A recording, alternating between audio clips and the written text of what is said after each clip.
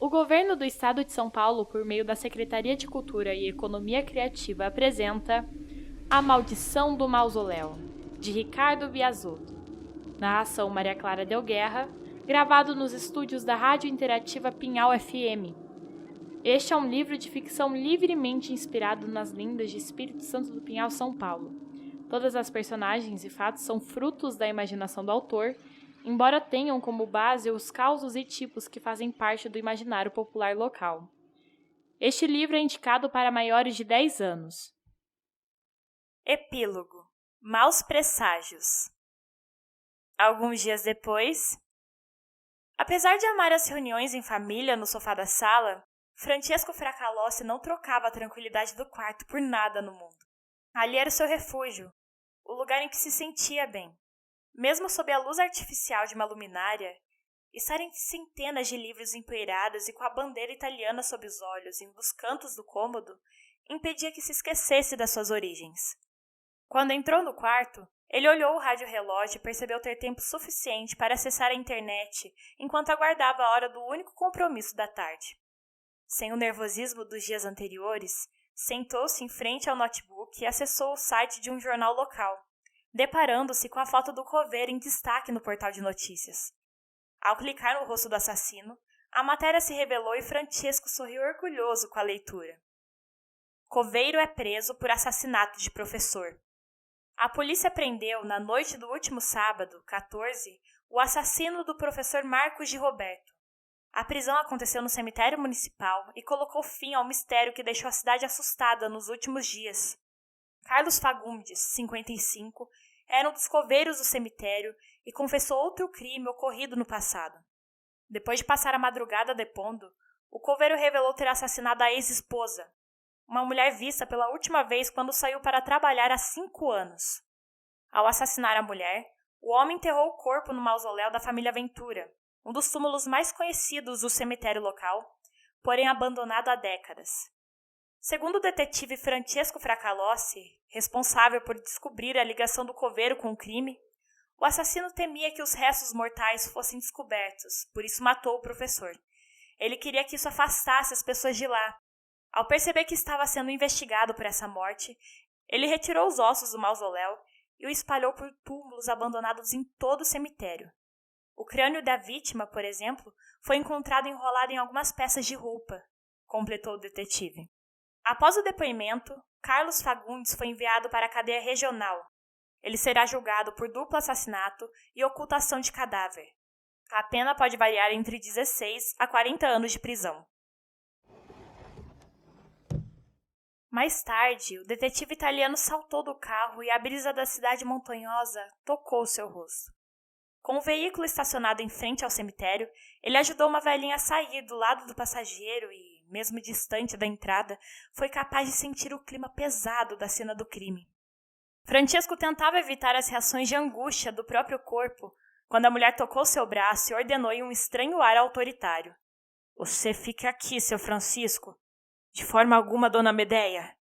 Ele ignorou a confusão da senhora ao dizer o seu nome incorretamente. "A senhora não vai entrar sozinha." "Meu filho, já entrei ali muitas vezes na minha vida todinha. Enterrei família e os poucos amigos que tive. Hoje estou sozinha no mundão do meu Deus. Você acha que eu não sei me virar?" Francesco engoliu em seco, sentindo-se angustiado com as palavras da anciã. A solidão sempre foi o maior medo do detetive. Ele perdia o sono ao se imaginar terminando a vida sozinho, sem amigos ou familiares para velar o seu caixão. A confirmação da existência de pessoas solitárias acendia uma chama obscura em seu peito. Uma sensação estranha da qual gostaria de evitar. "Faz favor, preciso fazer isso sozinha, entende?" "Tudo bem, embocar o lupo." Mesmo contrariado, Francesco aceitou o pedido de Medeia. Talvez ela precisasse encerrar esse ciclo sozinha, e não podia repreendê-la por isso. Sem ter o que fazer, sentou-se sobre o capô do carro e observou a intrigante anciã adentrar no cemitério a passos lentos. Em seus pensamentos, o italiano agradecia a Deus por tudo ter sido apenas uma crise, com muito para lhe ensinar. Uma tempestade passageira que se repetiria muitas vezes ao longo da vida. Uma turbulência responsável por reafirmar que dias ruins acontecem e está tudo bem. porque uma hora as nuvens carregadas se vão e o céu ainda estará lá fora. Antes de pisar no solo sagrado, Medea parou em frente ao portal de entrada do cemitério e olhou para a caveira adornando a construção de tijolos sobre o portão de ferro.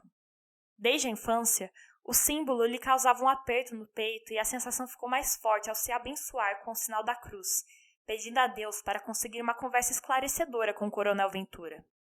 Ainda existiam dúvidas a serem esclarecidas e ela precisava das respostas do além-túmulo para acalmar o próprio coração. Com a esperança de encontrar o que queria, ela seguiu a caminhada em direção ao exuberante mausoléu de mármore. A construção estava parcialmente destruída e causou estranheza em Medea. Ao chegar em sua cabana para buscá-la, o detetive revelou toda a verdade. O assassino teria se aproveitado da tempestade de alguns dias antes, que destruiu parte do mausoléu, para abrir a cova e retirar os restos mortais à esposa. Encarar a verdade com os próprios olhos a tornava muito mais real, mas Medea não queria ser dominada por visões estarrecedoras antes do encontro com o coronel. Então parou em frente ao mausoléu e olhou para a torre embelezada por uma cruz de prata. Antes das visões surgirem em sua mente, ela sussurrou para ninguém. Joaquim, meu amigo, você tá aí? Quer conversar? Silêncio.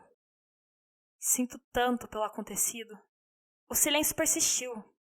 Não havia qualquer sinal da presença de Joaquim Ventura. Mesmo se não aparecer, vou rezar para você ficar bem.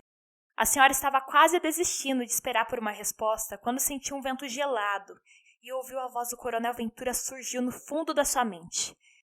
Achei que não te encontraria mais. Como estou feliz em vê-la.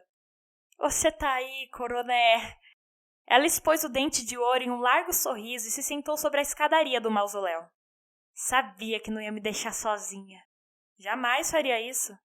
Eu sei, mas com tudo o que aconteceu, tive medo. Não posso evitar as coisas que acontecem aqui, mas nunca passou por minha cabeça fazer mal a alguém dessa cidade. Amo nossa terra e nossa gente.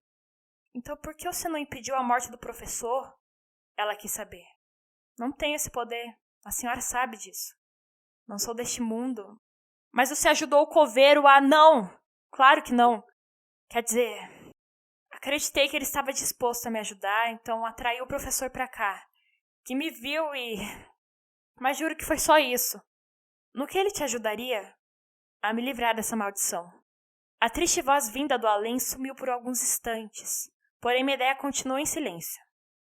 Quando eu perdi minha esposa e meu filho, perdi também toda a confiança em Deus e fiquei disposta a qualquer coisa para esquecer o sofrimento. Errei muito quando assinei aquele contrato, mas nunca o levei a sério. Achei que tudo fosse uma grande fantasia.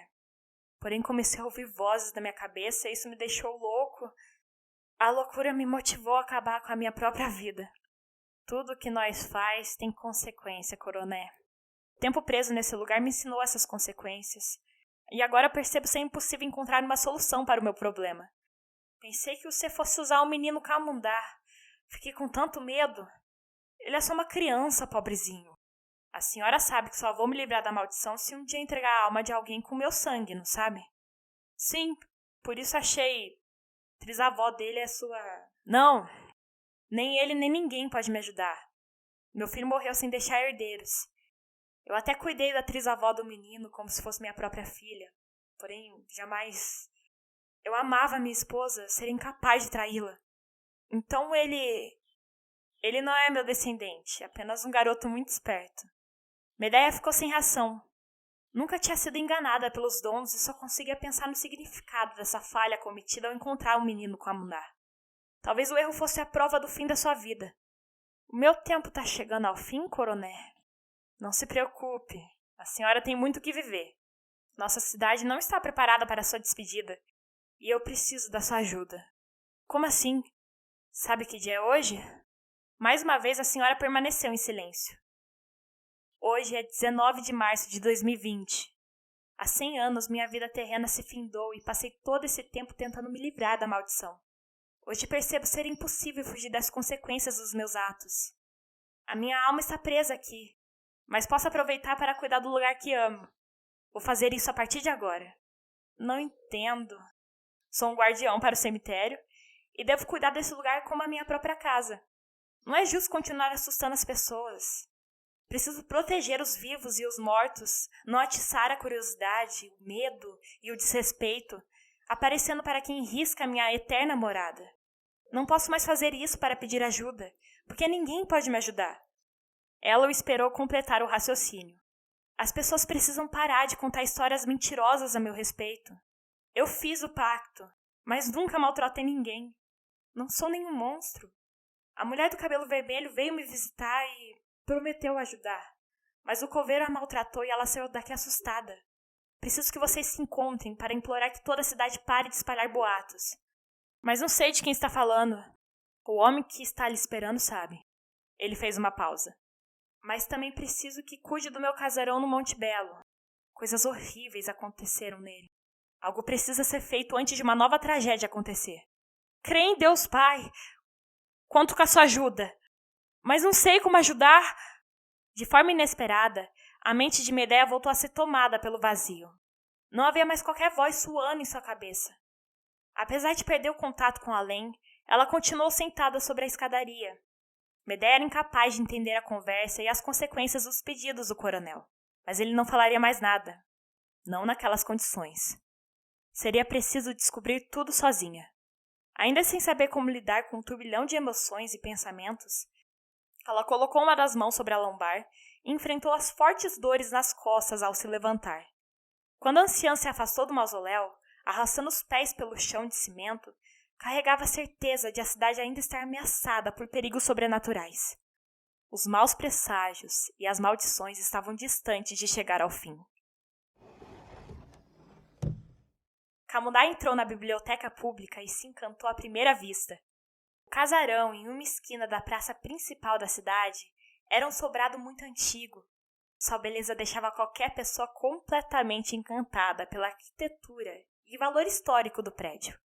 No entanto, o que mais chamou a atenção do menino foram as fotos enormes penduradas na parede do hall de entrada. Com os olhos brilhando, ele as observou encantado por conhecer uma versão diferente da cidade. O retrato, em um ângulo aéreo, mostrava a região onde morava numa época em que nenhum prédio ostentava beleza ao redor da praça. Parecia até uma localidade desconhecida para Camundá. Ainda olhando para os quadros, o menino ouviu alguém falando ao seu lado. É uma foto muito bonita, não acha? Antes de responder, ele olhou para o lado e se deparou com um homem vestindo sobretudo preto impecável e uma bonita gravata vermelha. Camundá teve a impressão de reconhecer a misteriosa figura, porém não se lembrava de onde. Voltando o olhar ao quadro, limitou-se a responder. Naquela época as casas eram muito mais bonitas. E nenhum pirralho tentava bancar o super-herói. A frase chamou a atenção de Camundá e o deixou assustado, mas quando olhou para o lado percebeu estar completamente sozinho, sendo envolvido apenas por uma misteriosa fumaça e por um forte odor de enxofre. Agradecimentos. Escrever é um ato solitário, mas muitas pessoas são importantes durante o processo de publicação de um livro. Sou grato por todos que ajudaram para que esse projeto pudesse nascer, sobretudo aos meus professores de toda a vida e ao governo do estado de São Paulo, Secretaria de Cultura e Economia Criativa. Aos meus pais, avós e familiares que me incentivaram a gostar de ouvir e de contar histórias. Sou privilegiado pelo raro e precioso incentivo familiar na infância, essencial para que tudo acontecesse. A equipe da Metáfora, Comunicação e Arte, por desde o início acreditar no projeto. Bruna Mazarim, Carla Tuma Delbim, Chico Ramon, Maria Fernanda Mazarim e Tereza Tuma Delbim. Vocês são os pilares da publicação deste livro. Muito, muito, muito obrigado. Nada aconteceria sem vocês. Ao professor mestre Paulo Romão, professor, leitor crítico e companheiro de antigas antologias, se como aluno já aprendi muito com você, seus apontamentos sobre o livro me ajudaram a aprender ainda mais. Aos professores, amigos e colegas do curso de letras do Centro Regional Universitário de Espírito Santo do Pinhal, Unipinhal. Ao Departamento de Cultura de Espírito Santo do Pinhal, minha eterna gratidão. Sou privilegiado pelo apoio incondicional do setor cultural da minha cidade em todos esses anos, mas também pela amizade com os funcionários que tão bem me receberam nas minhas 2 passagens por lá. aos leitores e amigos que acompanharam a escrita deste livro, em especial a William Teixeira, Caio Nicolela e a professora doutora Valéria Aparecida Rocha Torres. Obrigado, Madu GR, por se atentar aos pequenos detalhes. Obrigada, Jenny Viana, por tudo e por sempre. Você foi fundamental para esse livro. E obrigado, Ana Beatriz, por me receber na sua sala no meio do expediente e ajudar a resolver os mistérios que Francesco Fracalossi era incapaz de solucionar. Sem o seu olhar para as minhas falhas, esse livro seria muito diferente. Muito obrigado, Fabi Zafani, Gilberto Martins Neto e Rádio Interativa Pinhal FM pelo apoio na gravação do audiolivro. Um agradecimento mais do que especial à atriz Maria Clara Del Guerra, que com seu talento incomparável deu voz de forma brilhante ao audiolivro dessa obra e me deixou encantado a cada novo capítulo gravado. Agradeço ainda à italiana Martina Cantiello por me impedir de cometer erros imperdoáveis. Grazie mille. Por fim, o agradecimento mais importante é para minha irmã, Bia. Nos últimos anos você ouviu atentamente os meus textos e acompanhou o nascimento deste livro. Muito obrigado por me ouvir até não aguentar mais a minha voz.